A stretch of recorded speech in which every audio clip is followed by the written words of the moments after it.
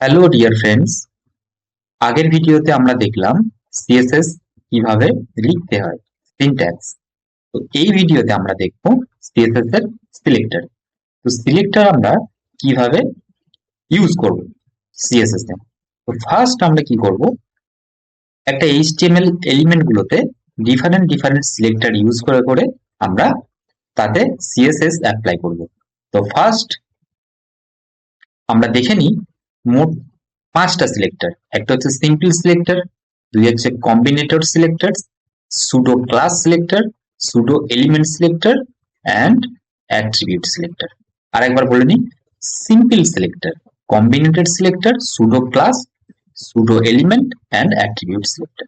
চলো আমরা একটা একটা করে দেখে নিই। সিম্পল সিলেক্টর, সিম্পল সিলেক্টরের মধ্যে আমরা যেভাবে এইচটিএমএল এলিমেন্ট গুলোকে সিম্পলি সিলেক্ট করতে পারবো। যেমন একটা আমরা এখানে পি এলিমেন্ট লিখছি, পি এলিমেন্টের মধ্যে আমরা লিখবো P A R A paragraph 1, paragraph 2, paragraph 3, paragraph 4,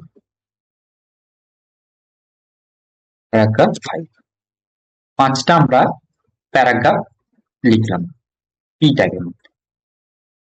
তো এবার আমরা এখানে স্টাইল ট্যাগের মধ্যে আমরা এলিমেন্ট কে সিলেক্ট করে সেখানে আমরা অ্যাপ্লাই করবো, যেমন পি এলিমেন্ট।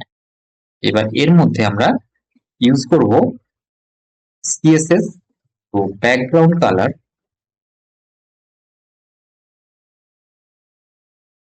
ব্লু। তো আমরা দেখলাম যে এলিমেন্ট ইউজ করে প্রত্যেকটা এলিমেন্ট, দেখো এখানে আমরা আর একটা লিখছি H4,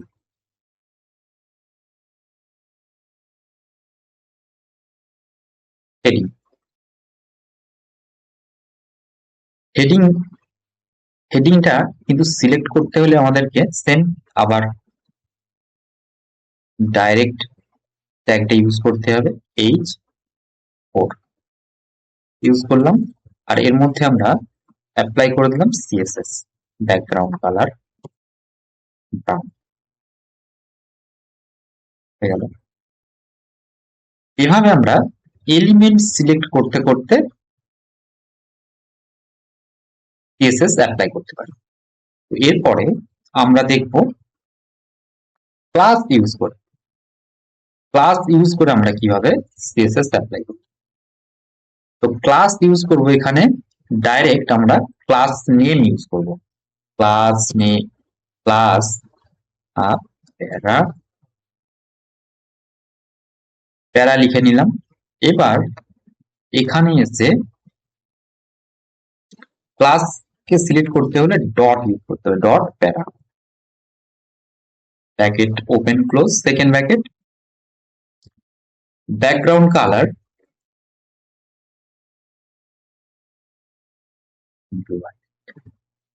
হয়ে গেল। বাট এই লাইনটা আমরা কপি করে সবগুলোর মধ্যে ইউজ করে নেব।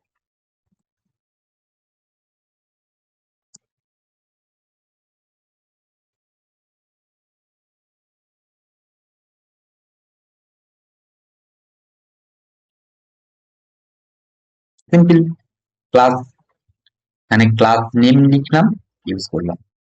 তো আবার একটা যদি কি ট্যাগ থাকে এখানে, সাপোজ কি, কি ট্যাগের মধ্যে আমরা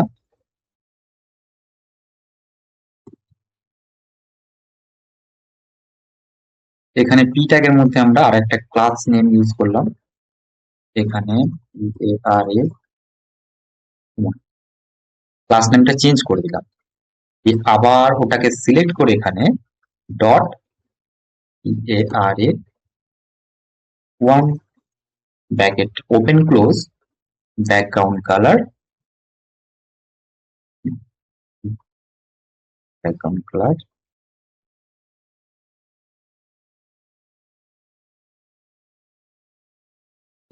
দিয়ে দিলাম।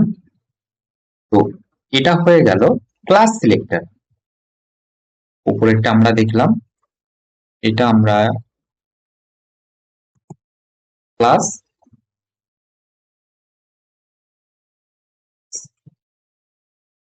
Select, CTOR, class selector. উপরেরটা আমরা দেখলাম, এটা হচ্ছে element selector, ELEMENT,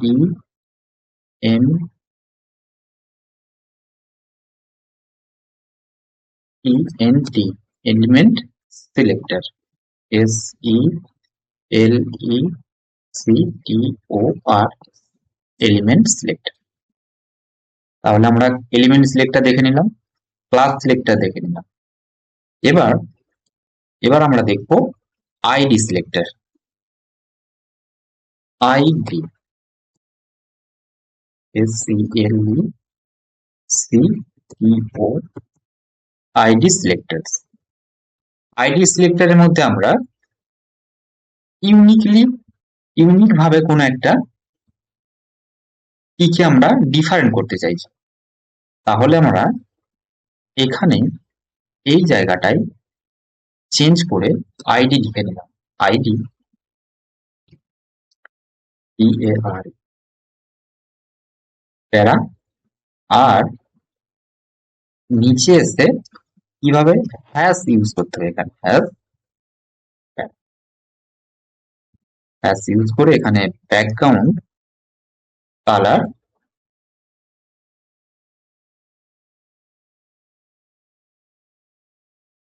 select use হয়ে গেল। Text align centre. তাহলে আমরা আইডি ইউজ করেও দেখে নিলাম। আরেকটা আছে, সেটা হচ্ছে ইউনিভার্সাল সিলেক্টর।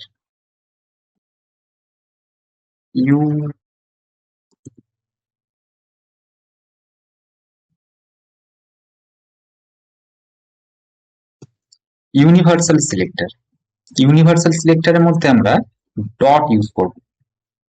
ডট ইউজ করে ওপেন ক্লোজ ব্র্যাকেট স্টার্ট। তো এটার মধ্যে ব্যাকগ্রাউন্ড কালার, দেখো এটা কোথায় অ্যাপ্লাই হচ্ছে। ব্যাকগ্রাউন্ড কালার আমরা চকলেট দিয়ে দিলাম। ডট ইউজ হবে না, সরি, এটা স্টার ইউজ হবে। স্টার, স্টারের মধ্যে পুরো ব্যাকগ্রাউন্ডটা দিলাম। এবার আমরা টেক্সট অ্যালাইন সেন্টার,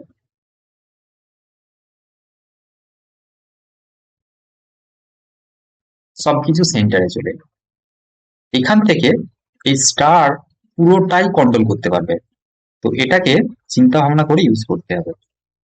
এটা আমরা ইউনিভার্সাল সিলেক্টর তখনই ইউজ করব।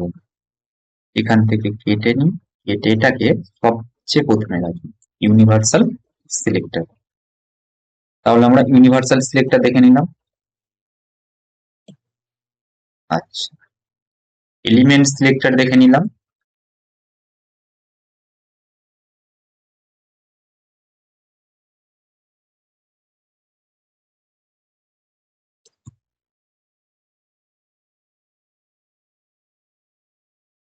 Universal element class selector, last ID selector.